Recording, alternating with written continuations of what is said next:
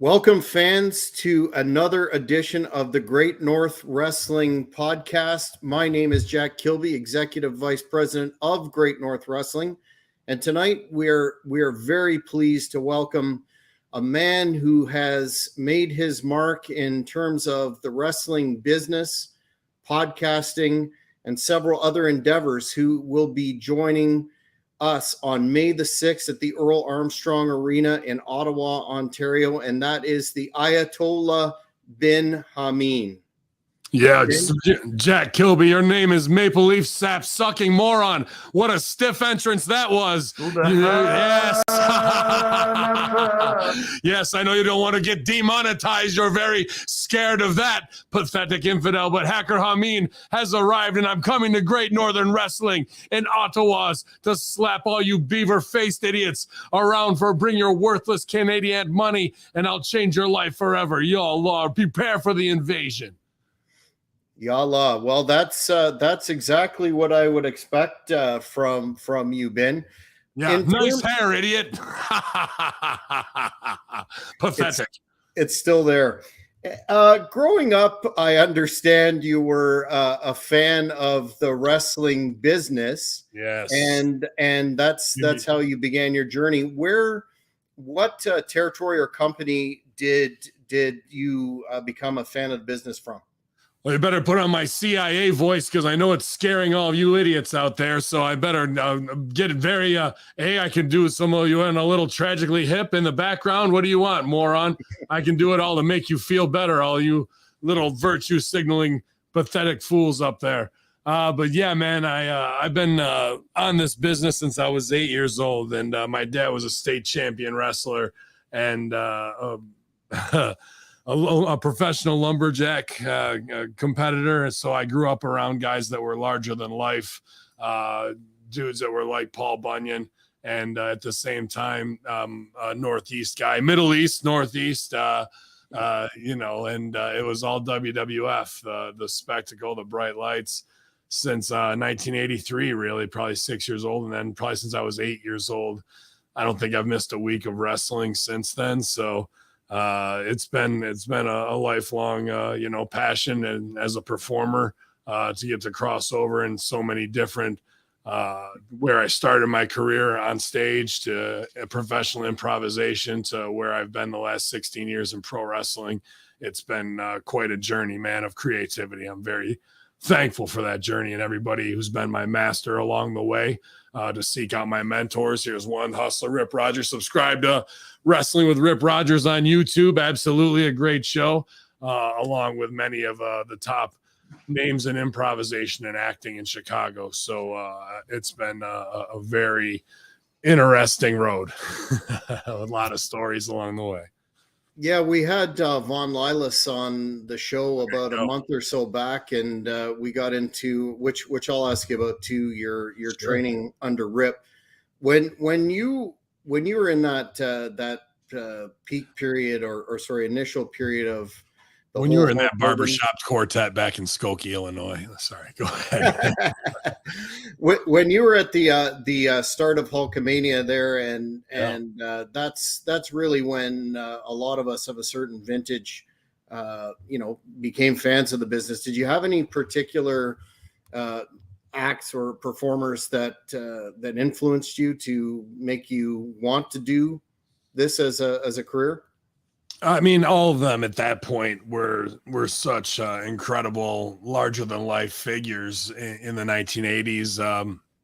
It was when my father took me to a show that he didn't want to, that my mother probably made him to, and Andre the Giant stopped right next to us, and Hogan was in the ring. And goes to something Freudian, I'm sure, with your father's your larger than life idol, and then here's this man who's a true giant that stands over him.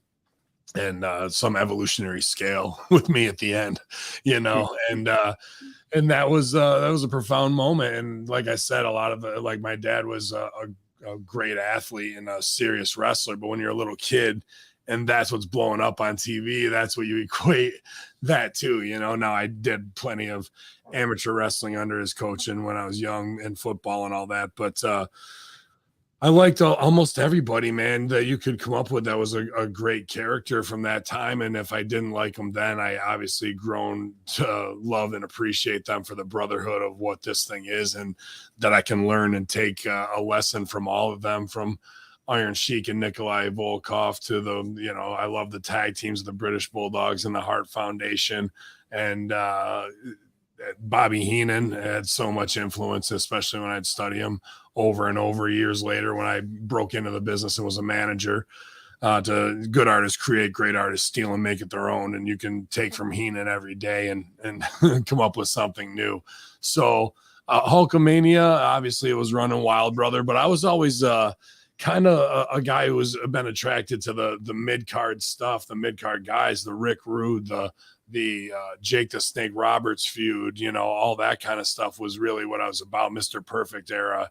It was all great for me. So, but to look back at it now, guys who could do nothing and draw major houses, that's what it's all about, man. So, all that pomp and circumstances would made us Generation X, made us 90s kids, you know what I mean? So, I'm thankful for that too, because we got a very incredible time coming out of that 70s, 80s Coke bender into the 90s renaissance of hip hop and pop music and alternative music, and just really a different era that only comes around once every century. And to catch that golden age was a pretty privilege for a lot of us. So the kids who came during the information age post 9/11 have no clue about what it really means. Like, that was the evolution of the 1960s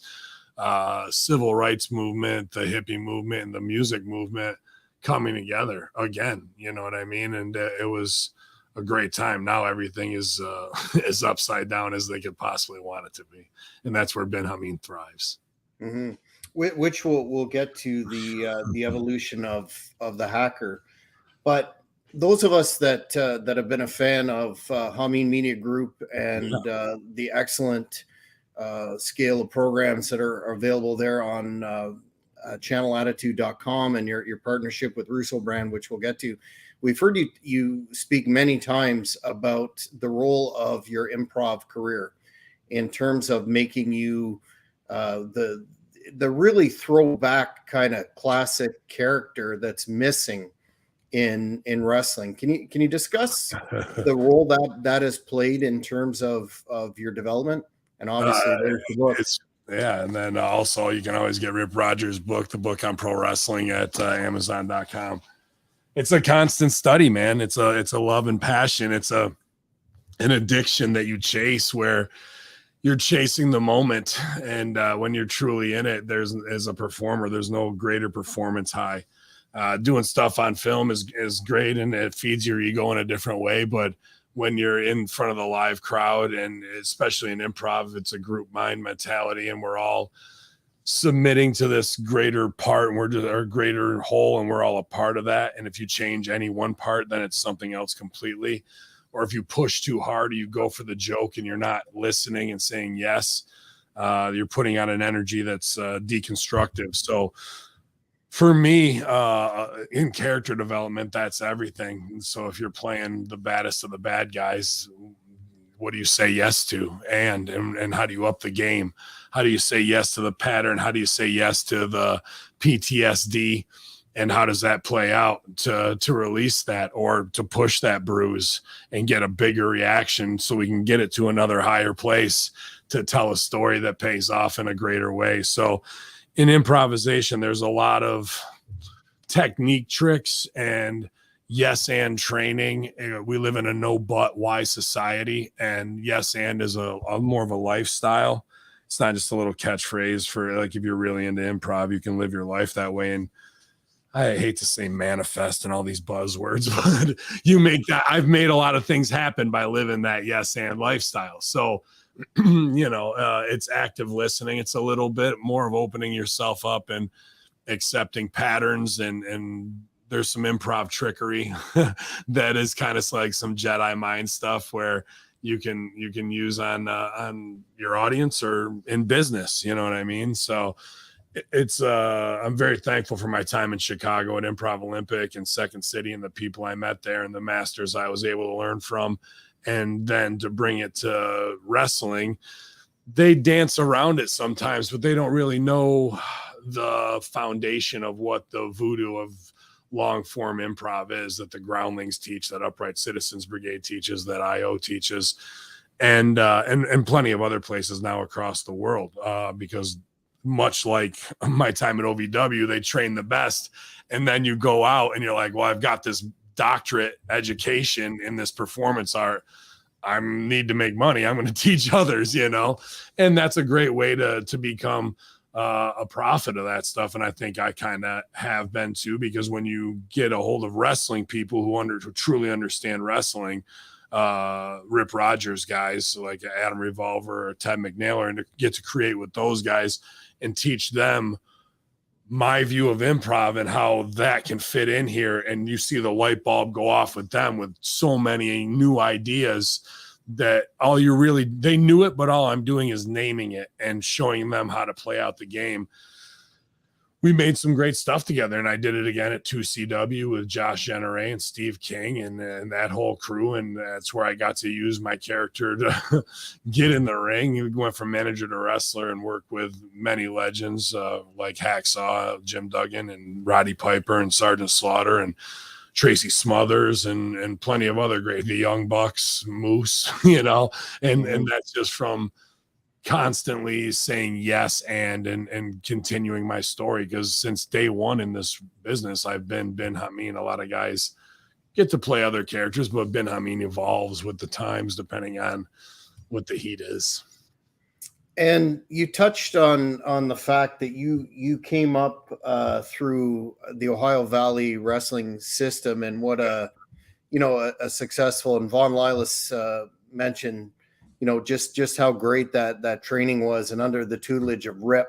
What was it about that system? And you look back at the numerous superstars from Ohio Valley that made it in WWE and elsewhere. What was it about that system that made those success stories, including yourself, that we don't really kind of sort of see today in NXT? Well, I mean, NXT has great trainers, but it's world-class training is one thing, but it's always the best will always find each other now. And you have to sacrifice. I don't care what you do in your life, what your passion is. If you want to become the top of that, then you need to surround yourself with mentors that are going to, teach you, and eventually you'll earn their respect after you put in your 10,000 hours. So I did that in Chicago, and then I packed up and did it all again at OVW, and a lot of other people did too. So it's about sacrificing, and it was that collective of people that were there, contract and non-contract. We all really lived together. It's wrestling college, like we might live in different apartment complexes, but a lot of times we were all there together, and day and night training. You go work your mark job, and then we're at training on the road, we're at TV, and it's for the passion of wrestling. And some guys are signed, and some guys are going to earn a contract, like a Santino Marella, the Spirit Squad. Those guys didn't just show up signed. A lot of them, Serena Deeb, Rick Victor, meanwhile, in the locker room, there's plenty of signed guys from Vladimir Kozlov, or CM Punk shows up, or Eminem, Deuce and Domino. So there's a mix of, I don't want to say the haves and the have-nots, but it's the hungry, and Rip wanted to take these guys who were, some were local, and then there were other people that on the island of misfit toys that might not belong there to some degree, but Rip will train them kind of as an FU to WWE guys who were signed, who thought they were prima donnas and over. Rip's going to take somebody local and make him a better worker, mindset and psychology wise, than the big muscle dummy who's got a contract, who's not going to get it for another 5-6 years on the road, and they'll mess with him. So there was a lot of like extra, how hungry are you competition. And that made everybody rise up a level, man. And we all we had was each other. And it was, as Rip would say, boys, this is going to be the best time of your damn life. So it's when you have nothing and you're pursuing a passion, a love. Then when they say the journey is the experience, that's such a cliche thing. That's a big part of my journey that gained me lifelong friends, man. And we all were in the trenches together, and we all learned our craft together. We sweated together, bled, set up the rings for years together, and made great TV together. And we always have that to look back on as a fun legacy. And even now it's almost 15 years later, 16 years later for me. And it still means a lot to me. And those guys are all still down there kicking ass in a lot of different ways. That OVW, after WWE left, evolved with Impact and became its own thing and was bought out and kind of became a certified college of wrestling. And now they have really embraced this new media platform where you can get it on so many different platforms. What's it matter if you're on cable now? So many people watch stuff on Fox or on the internet, or Roku or whatever it is they're on.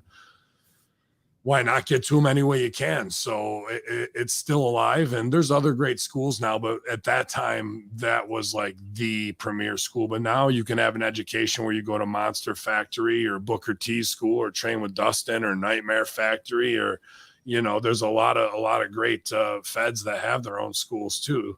So you can become kind of a journeyman wrestler, journeywoman, and go learn from multiple masters, kind of be a traveling Ronin Shogun. And that could make the best wrestlers ever now, instead of just being in a Kentucky Southern territory. But it was still awesome to be able to produce TV there and work with so many great talent.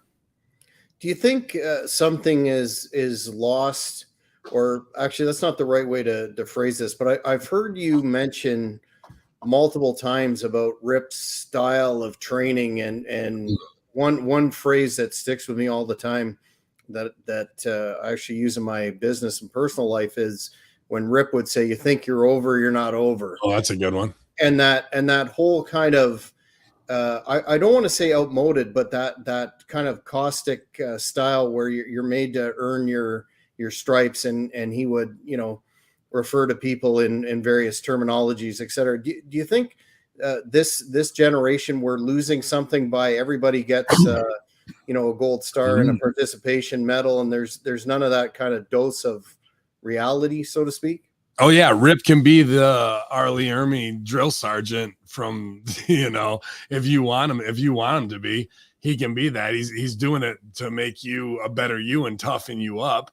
And also, kind of weed out the people who don't have the thick enough skin for this business. And it does take that, being in the wrestling mafia. And you think you're over, you ain't over is for the prima donnas, like who strut their stuff. Like if you're Cena, you're over, right? Like it don't make no difference. But if you walk around with your lats out like you're the man, but you haven't sold any tickets, or you didn't bring Rip an energy drink and a muffin or an energy bar, you ain't over. So, but if you sold 40 tickets and you brought Rip a monster, you're over. You're over. But no, that's just a quick parable lesson in life of, you think you're over, you're not over. Stay humble. Don't walk around peacocking. Even if you did have a good success, it probably was because a lot of people around you helped you do that, especially in a phony wrestling business. Somebody's only champion because somebody circled your name, or, they're putting it behind you. You didn't really beat anybody. Somebody had to let you beat them. So don't act like you're the toughest guy in the room, because Ming will pull your goddamn eye out. Okay. So, and I'm not saying all, but there's plenty of baby faces who think they're over, and usually heels end up being the nicest guys you meet. I don't want to say that. There's a lot of good baby faces, guys who play baby who are nice. That's kind of an old thing. But you'll see a couple blonde hair muscle dummies who act like they know what's up, but they really don't. But then they'll go sell a bunch of merch, and you stand there ugly like me yelling at people. Speaking of which, I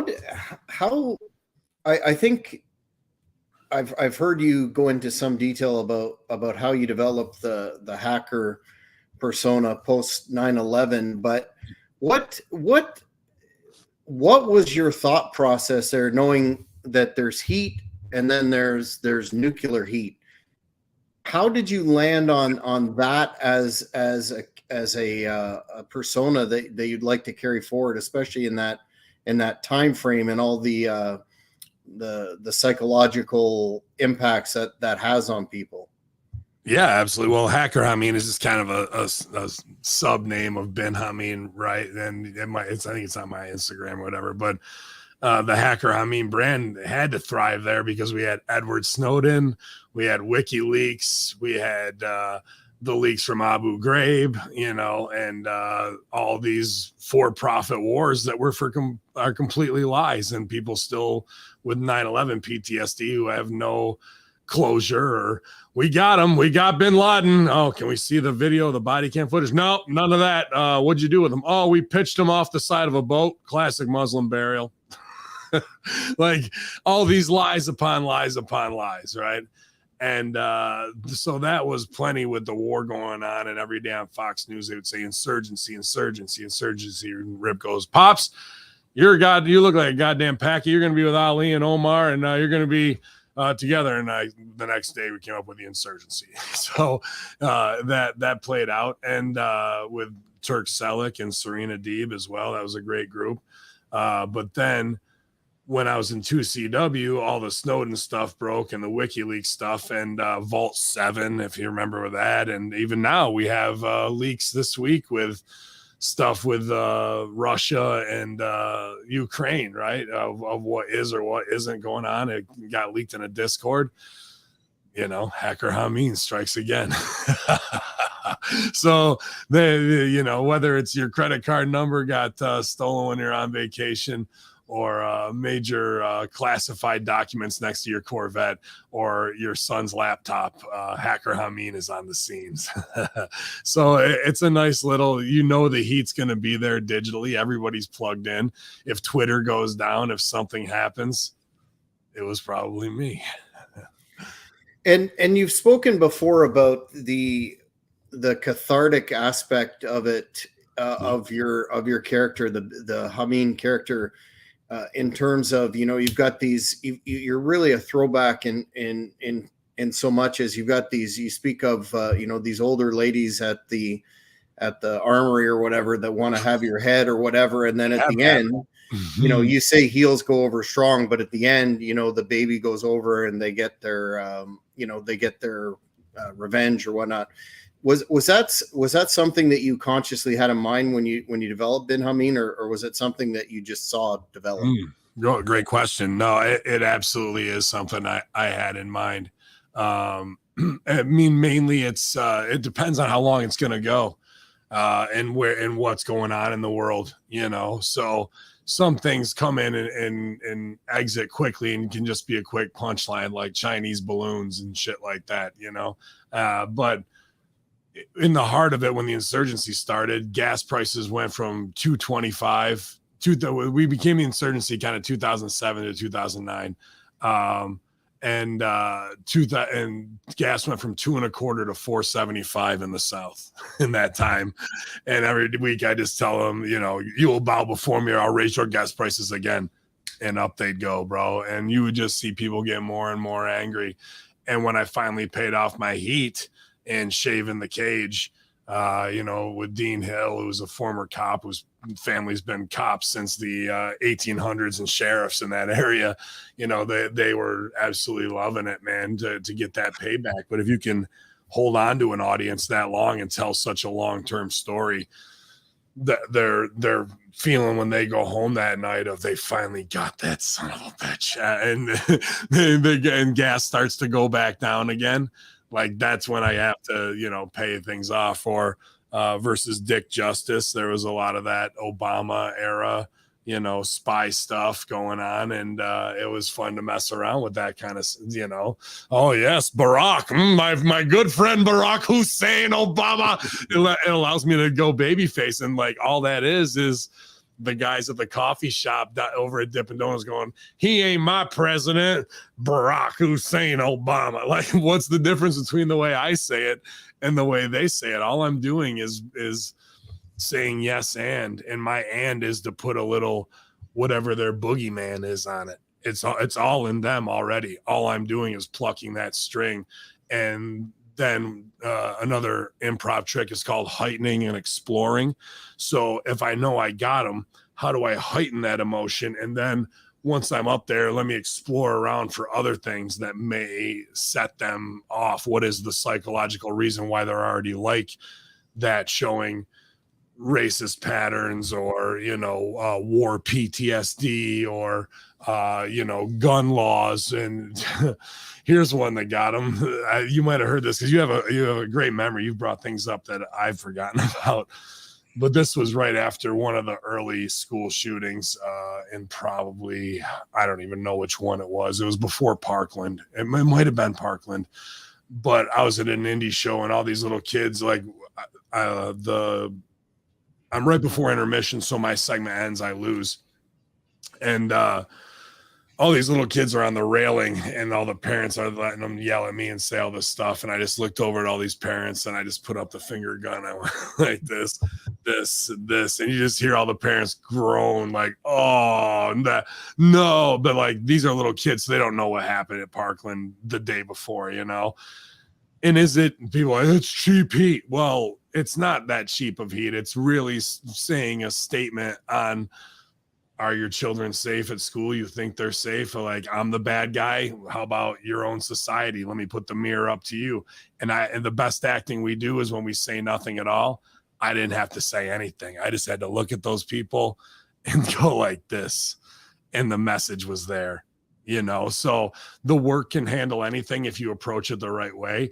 And I'm supposed to be the baddest of the bad. So there's nothing people hate more than having to take that taste of their own medicine, that jagged little pill of, you think you're over, you think you can judge me, you ain't over. You think your society's great, take a look at this. And you've talked about before about how the wrestling business at its core is about emotion, and how we're, in terms of some of the major companies, they're missing the boat in terms of beating up their bodies and not producing characters that connect with the audience, such as a villainous Bin Hamin. Why do you think the business has shifted in that direction so dramatically from the glory years that we remember to the Spot Fest trampoline kids sort of group? Don't be a stupid bitch. The Roadcaster. Yeah, there's a guy who gets it though. MJF, trained by Pat Buck, Hawkins and Ryder, all OVW guys, worked a year with him, with Pat Buck. And look at who's on top at AEW, and look who doesn't do anything but a headlock takeover. Absolutely, that's the way to work. And guys who want to no sell and do high spots, yeah, there's a spot on them for the card, and on the card for them, but they're doing 3 times as much, so their shit means nothing. If they would build to one thing, and miss on a couple things, it would mean so much more, as opposed to hitting it and then you're right on to the next thing and doing it on the apron and all that. That's for a very small minority of fans who think they're smart, who want to see that. But those people will also cast you aside, like yesterday's, lunch meet, pretty much, in the fact that when you're hurt and you're dead, all they want is somebody to fill that void because you didn't connect with them emotionally. All you were some flippant idiot who it looked cool like a Spider-Man comic, but your spine pays the repercussions of it. So they didn't connect. They connected. They did it for the smallest audience possible. And most of the time, all their bumps meant nothing, as opposed to finding a character, tying an emotion to the violence, having a reason and a storyline that does business and goes on, that can get your catchphrase over so you can sell merchandise with it on there. So people can have sympathy or empathy for you, or truly hate you. So when it comes time to sell tickets for a pay-per-view, all they really want is to see you dethroned. So those are all the things that come with character. The only thing that come with egregious bumps is early retirement and injury. Speaking of, ingenious ways to generate extra revenue, your famous on the internet. Before I heard actually any of your podcasts, I saw the $5 face slap, which I now understand has gone up due to inflation, and probably will be more May 6th in Ottawa due to the Canadian money. Correct? Yeah, pathetic Canadian money. What is it? $20 Canadian is $5 US at this point. Pretty much, that's what they tried to get me at Casino Niagara. So I had to flip over some of their machines on my way out. But yeah, absolutely. In Canada, it might be $20 for a $5 face slap. Plus, in America, it's $10. But you couldn't handle all $10. It would probably kill someone. Something like that. How in the world did you come up with that? And I never cease to be amazed. As you know, I met you in Rome last year at a show, and I was amazed at the number of people that were lining up for the $5 face slap. How did you ever come up with that? And did you think that it would be so successful? No, it was never supposed to really happen. We were at a show for 2CW, and American Wolves were there. Davey Richards, Eddie Edwards, and there was those same marks I'm talking about, the lowest of the low, after the show, who wanted to get chopped by him. So they're there with their fat tits out and no tan, and Eddie and Davey are wailing on them. And I go, dude, they should be charging $20 for those. And that's kind of where the light bulb went off. So I got to put those guys over for it. But a big part of wrestling should be during intermission, heels shouldn't even be around, because the more you're out there, the more you're exposed. So that's an old school rule. So I was like, well, I'm good on my feet and people want a piece of me, or they want to. So I'm going to give them that experience. So I hate to say I'm this or that, because all I can think of is you think you're over, you're not over. But I guess if people are paying you to slap them in the face, that's something, right? But, Triumph the insult comic dog. I'm like, I can move like that on my feet, for an hour. And I've done an hour straight of that carnival barker. Here comes somebody and I'll insult them and get in. They'll try and get a bar back, and I just accept it and I give it right back to them with a little spin on it, and it stings them in front of everybody. So it's a lot like the guy at the carnival who's on the dunking booth, who's talking shit, right? And you want to throw the gimmick at him. But after that, I would say to people walking by, like, yes, look at you, you fat infidel moron. I'll slap you across your face for $5. You'll get up and run a 5K tomorrow. How about you, Baldy? You'll have a full head of hair when you wake up. And then yes, rise and praise me, dogs of war. Then I would say the little kids, you'll pick up all the dog poops off the lawn. Stop wetting your bed. Stop picking your nose. You won't get any more detentions. One $5 face slap. I'll discipline your children. And that's really where it started. And then these marks would come up and like, do I get to slap you back? No, you don't get to slap me. You don't ever put your hands on me. And then they put their money down, and they get slapped hard in the face for $5.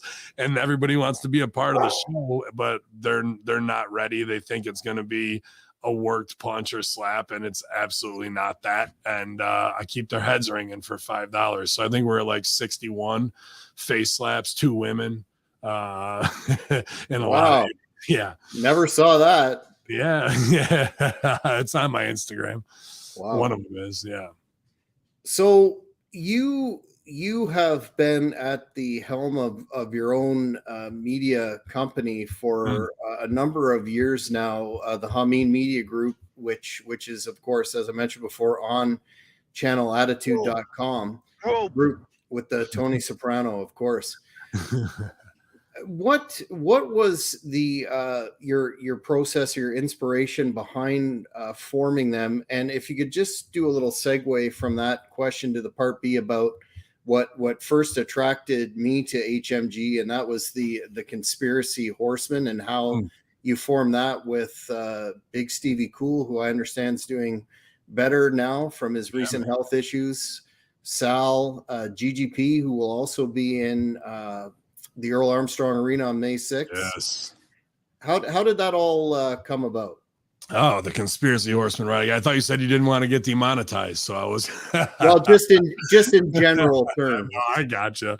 I was on Cafe de Renee last week, and it was a great time with Paul London and GGP and James and Renee. And as soon as we went off the air, that show got pulled by the algorithm. So I'll definitely dance around it because it's the Conspiracy Horsemen are much like the A-Team at this point.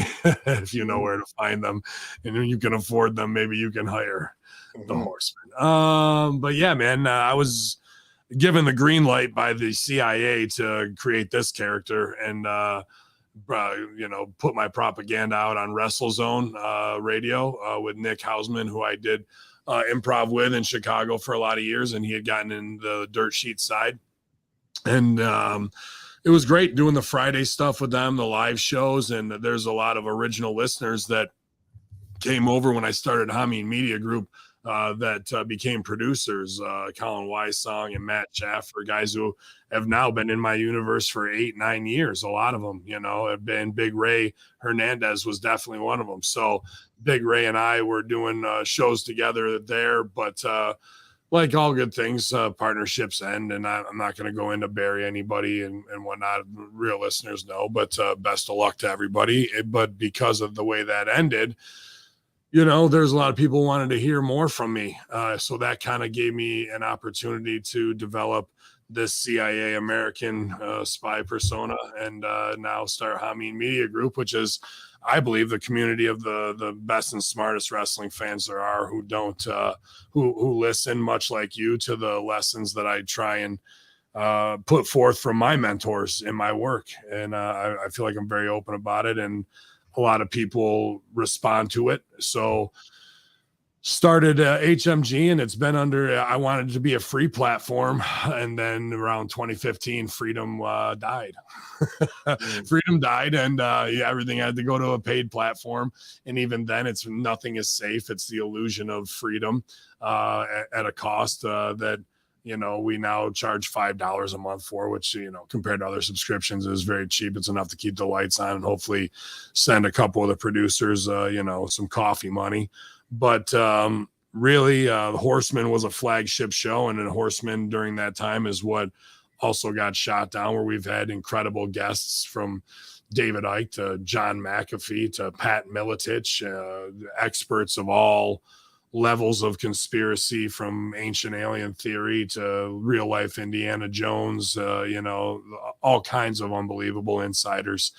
And that put us on the radar, and my YouTube got demonetized because that was a big way for us to interact with fans, which I still have it been Hamin YouTube channel. I just can't share any super stickers. So we also have twitch.tv/Hamin Media, which I only do the watch alongs kind of as a insider for the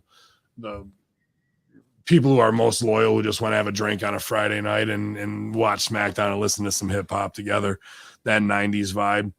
And but now with Russo brand Channel Attitude, we were just getting demonetized and things were getting blocked, and it was just getting insane. Don Stevens was hitting us every which way they could, and we're still kind of somewhat underground. So the wrestling stuff survives. I also have Patreon where I review the alleged notes from our consultantship, which was another crazy part of my career lately. So Hamin Media Group on Facebook and also on Twitter, great interactors there. And we're seeing more and more top names in the business share our stuff, give us follows, reach out in DMs. And I can do hot takes all day, and I try not to swear much, but I'm having a real problem with it.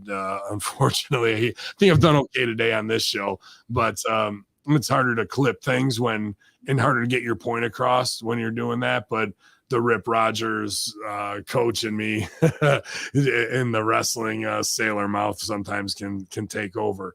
And I want to do better at that, because I want people to understand what I'm saying. And sometimes that's all you hear is that, but our producer Kaz has been cutting great clips, and it's been getting great response on Twitter. I don't know if we want to do TikTok. I just don't want to give in to China, so But once we do, there'll be a whole propaganda campaign about us joining TikTok and why everybody should. So to give up your information to China. But I figure at this point, there's probably some guys who have to sit in underground base in Quantico, Virginia. There's dudes in China, and all they do is watch my YouTube channels and have to look for propaganda.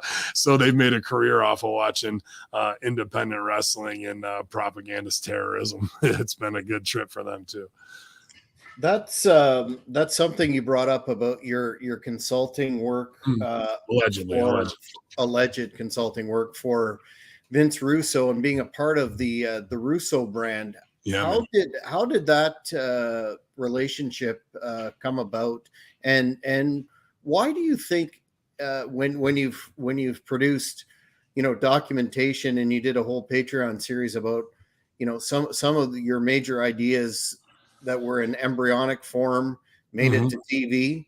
Great verbiage. I like that, embryonic form. There you go. You can use that. Yeah. Why there's still some skepticism that, to me, when you were talking about it, when the smoke cleared, I thought that was going to be a major story for the year. And it doesn't really seem to have got any traction. Well, I guess that's a lot of questions, but first the Russo relationship and then the consultant. Yeah, well, that's the power of being blackballed to some degree. They unperson you in this shit, and people like me will always find a way around, you know what I mean? And I'll just put my head up again, and that's just how it's going to be. No doesn't mean no, it just means not right now. And power is ever changing, so you can always find a way to overcome if you're a real warrior in this shit, I guess. But with Russo, Stevie and I had hooked up through Big Sal, who I had known at OVW, and Sal and I used to have just some great laughs watching the Southern Fried crowd and making characters of our own. And dude, I loved ECW so much, so become great friends with Sal was like a dream come true for me, and we just clicked so much. And he knew GGP and Stevie, and kind of the digital introduction and friendship, and Stevie and I hit it off, and GGP and I would work shows, and we were all kind of talking this talk in the locker room, and people were like, look at you like, shut up, like whatever. But then they come over on the sly and be like, hey, I heard what you were saying, and I was thinking that we would all get it. So when the Conspiracy Horsemen came together, it was, the powers uniting. It was, and we all kind of have our own strengths. It's a very Justice League kind of feel thing, I guess. I don't know. I don't do comic books. I guess G.I. Joe and Cobra is what I'm about. So, with Russo, Stevie said, I got to introduce you to this guy. And pretty much Vince and I started a bromance right away after that. He just was way into who I was. I was the new toy to play with, and I could show him some things that he was doing, that the improv mindset and the acting mindset that I grew up with, he didn't come up under that as much, So just a huge opportunity for me. And what was crazy, I go back to Improv Olympic, and Jordan Klepper, who I got to put over, he's getting a shot at the Daily Show main desk, which he should have had a decade ago.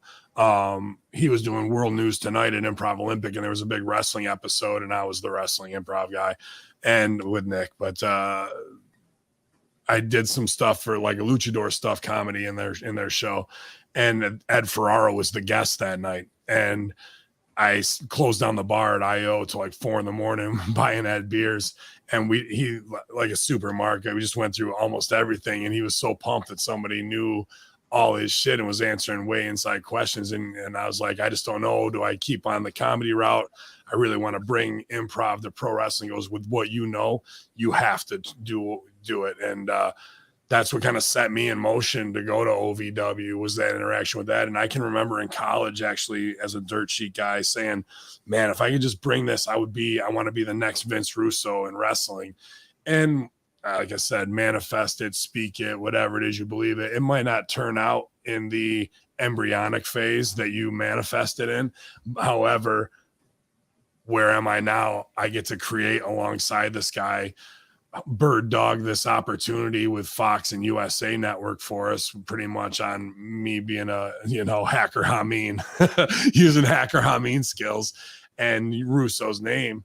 and it provided us for the opportunity to pitch twice. And the second network said yes. And we came up with some great stuff that, that's all you can do when you can consult. So instead of being on the inside, having to play the game, we are from the outside feeding it from the top down, and you give them loose ideas, they like it, but they only execute it at 20 to 30% from what it should be, and playing in the integrity and the heighten of those characters' abilities. It's just, it goes through too many filters as opposed to letting it really hit like The Shield or Sopranos or The Wire or whatever it could be on that level. The bloodline stuff is, the Dominic Mysterio stuff is, but other things are just, as Conan would say, JoJo, I guess. So it's tough to see. It's great to see your ideas on there and getting paid for it, because there's plenty from my time at OVW and Passion that was put on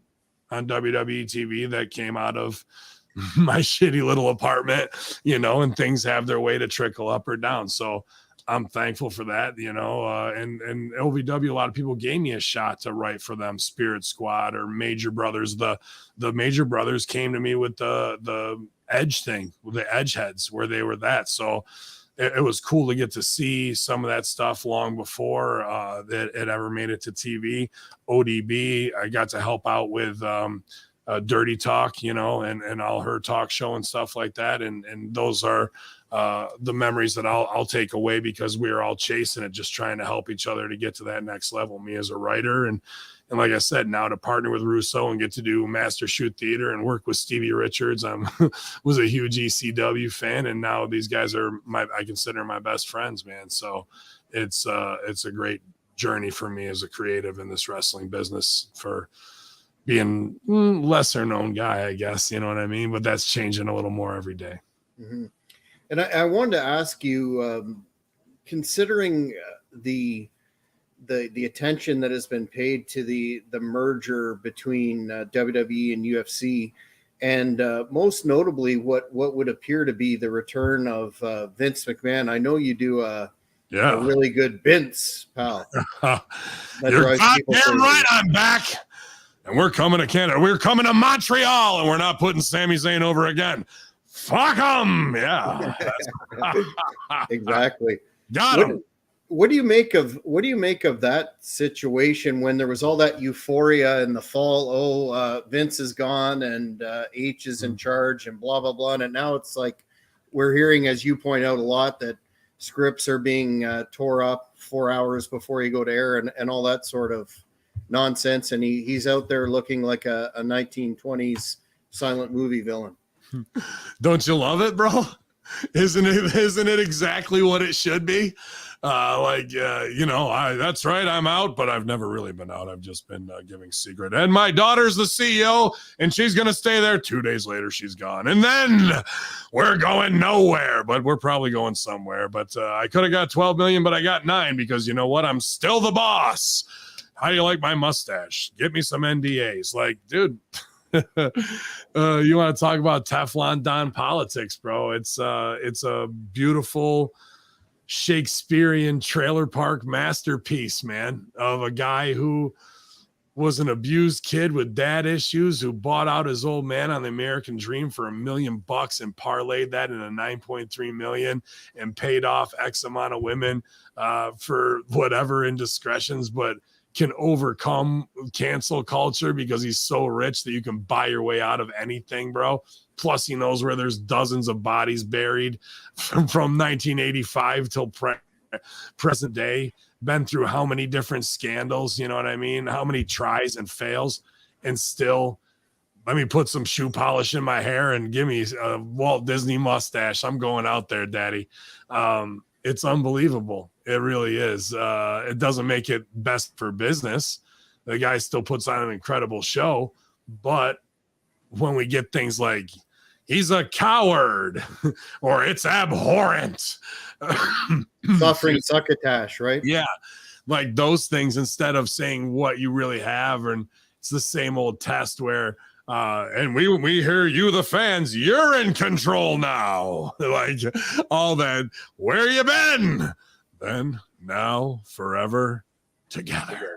That's because if I'm going down, I'm taking all of you with me. Like, we're all going to be named in some Rico suit because we didn't stop them. It's insane, and it provides me tons of content for Master Shoot Theater. And I've been a Vince McMahon. If you want to talk about who probably is one of my favorite characters of all time, it's got to be Vince, bro. Like a phenomenal heel, a great promoter.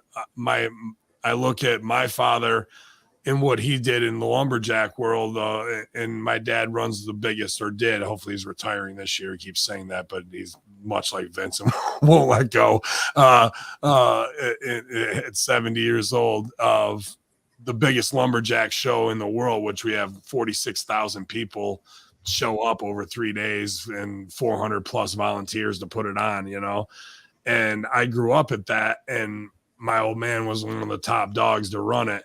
So I've kind of seen that guerrilla position, how you put together a massive show my whole life, and that's why I knew I was over prepared for the opportunity if it ever comes in WWE. And with that sale, I was going to be like, okay, they're going to clean house. They're all going to go away and retire. And it's going to be a new day, and there'll be new bosses and new opportunities. And maybe we can finally get here after how many years you've been performing? I've been performing for 33 years straight, no years off.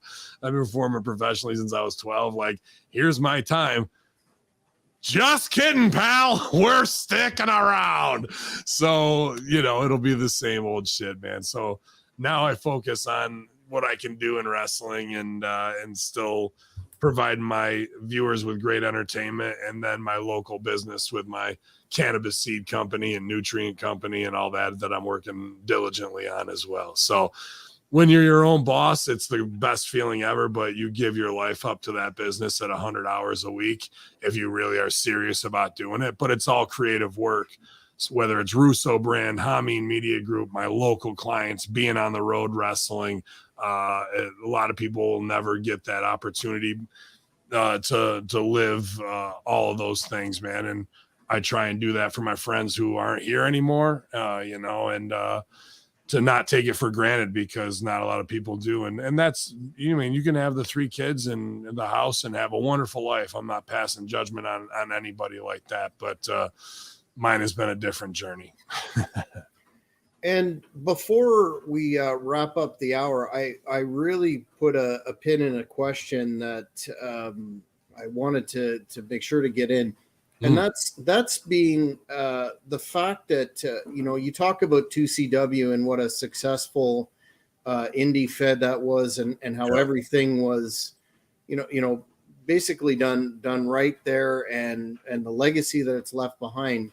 And particularly in light of the fact that there's a big dissatisfaction, or somewhat of a dissatisfaction, depending on your generation, in terms of the current big products. What do independents in Canada and the United States need to do, in your opinion, to capitalize on that market? As you point out numerous times, during the Attitude Era, we had 7 million people watching wrestling. Yeah. And right off the bat, we've got maybe 2. So where is that 5 million gone? And what do they need to do, independents like Great North Wrestling, to capitalize on that and make a successful go of business? Well, I think to not do what is hurting, you know what I mean? And to follow the trend. Protect the guys, because we're not on the biggest stage there is. So why give everything away just to live that indie moment? However, if you've done long-term business for that indie and you are the backbone of that and you have a big payoff, then you know when to give what you need to give, as opposed to, I'm going to steal it tonight and do a bunch of false finishes that pick all the false finishes off of the show because you wanted to think your match was going to be over. You were going to open with a 25-minute match when you were told to go 10 minutes. That type of ego stuff is not acceptable, but a lot of indie promoters don't step up to kind of nip it in the bud. But I love working in Canada because it's that 1990s, it's pre-Attitude Era feel to me. You know what I mean? It feels anywhere from 85 to 97, I guess, prime Attitude Era. And they respond to those characters big time. And that means you just take more time to do character, and your match is going to mean so much more. And there's so many awesome workers up there that, you know, Rob Rage and Cody Diener, and I got to face that infidel moron Tyler Turva, and the list goes on and on. The C4 guys, your guys, you know, there's Crossfire guys. They all have been working together for a long time. Tomer Shalom up there, I had some great times with him in Toronto, and a lot of America doesn't know about those guys now. And again, down here in America in 2CW, just not too far away, that was much like what was real about ECW, a very hardcore fan base that did want blood, that did want the Young Bucks, that did want guys like me to be old school and tell them where to stick it and cut the promo, because they thought they were going to be smart. And like, they are super smart fans and they want to come in and get you. But if you can get back over on them, they love you more than anything in the world, bro. So it's about being their guy, which is a little different. In OVW, it's a lot of I've said this, Southern fried bullshit. It's easy to do. It kind of writes itself, you know, and you strut around and do your thing. Canada, you got to bring that heart style. You got to bring that punch kick, like real smash mouth. This ain't for little boy style. However, in New York right now, there's a lot of high flying flip guys that they like, but they're not really getting it on the character and how to get over. There's a good holdover from the 2CW closing of us that are still around.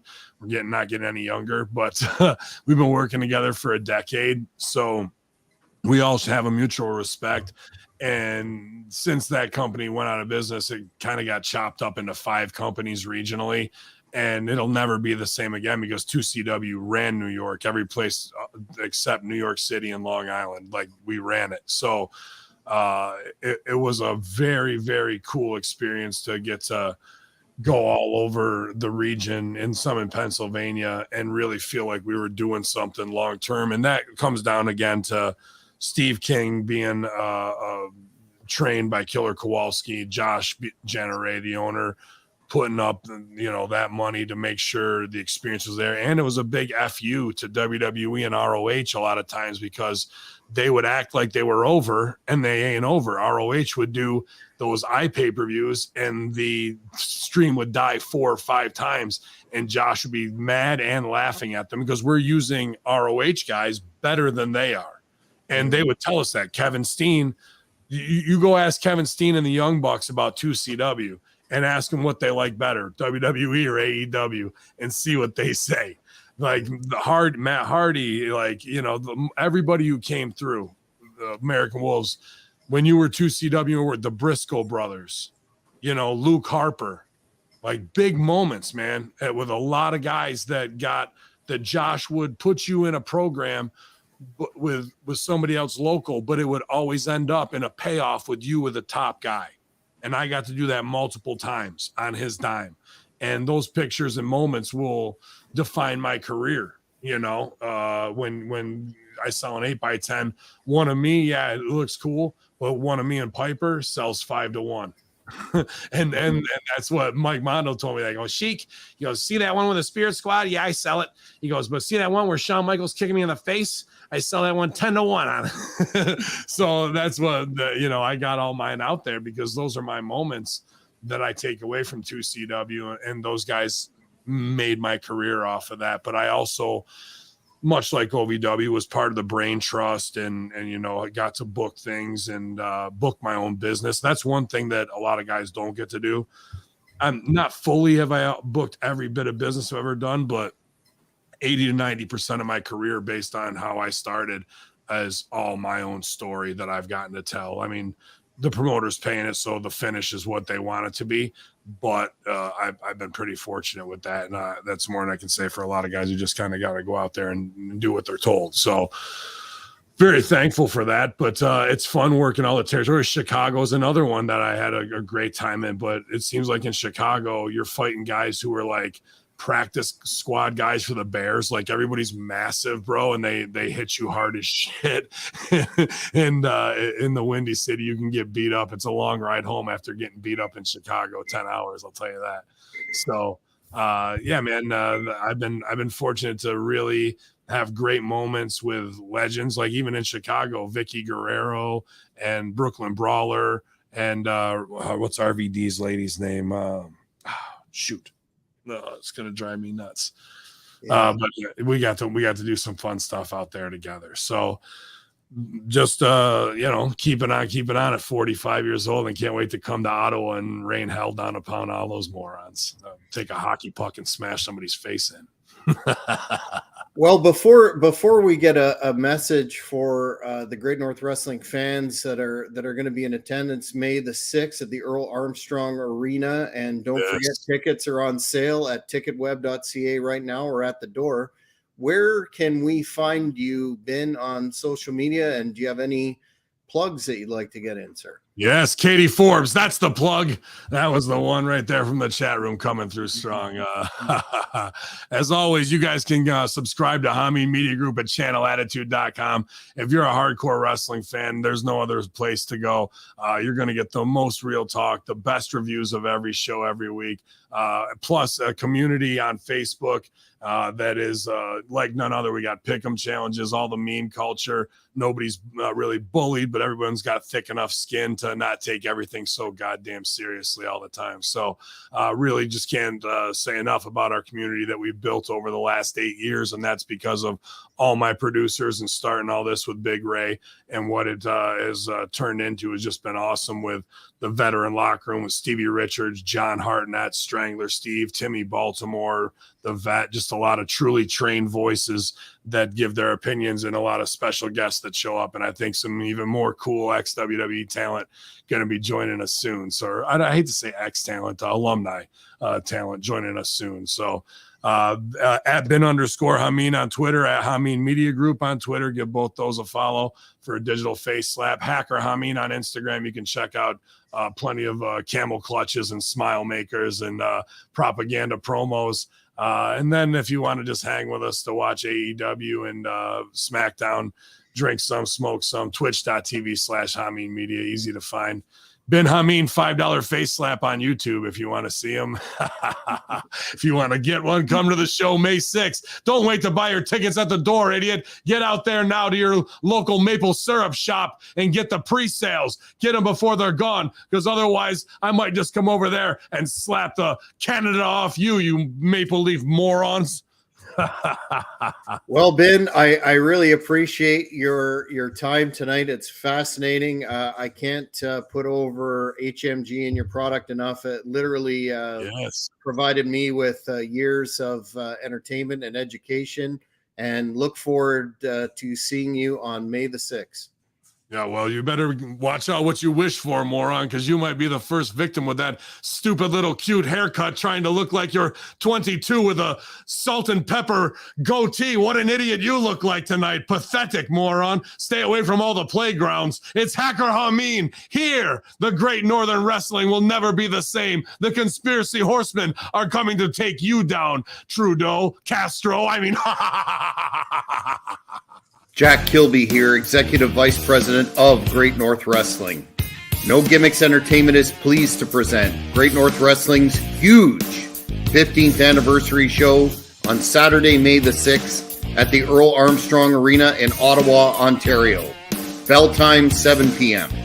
This stacked card will feature former TNA Impact World Heavyweight Champion Cowboy James Storm, WCW legend The Taskmaster Kevin Sullivan managing the diabolical Blood Hunter, second generation former TNA star Aces and Eights Wes Briscoe, Canadian champion Black Dynamite Jeremy Prophet, and former GNW Women's Champion Jessica Black, the Conspiracy Horsemen of Ayatollah bin Hamin and Greek god Papadon from Vince Russo's brand, Ottawa wrestling legend Bruiser, with much more to be announced. Fans, there will be a meet and greet before the event and at intermission. Tickets now on sale, available at ticketweb.ca and at the door. Don't you dare miss it. Thank you for watching the Hannibal TV. Please like this video if you enjoyed it, and click the subscribe button to not miss any of our latest shoot interviews, match videos, or news updates. Follow us on Twitter at the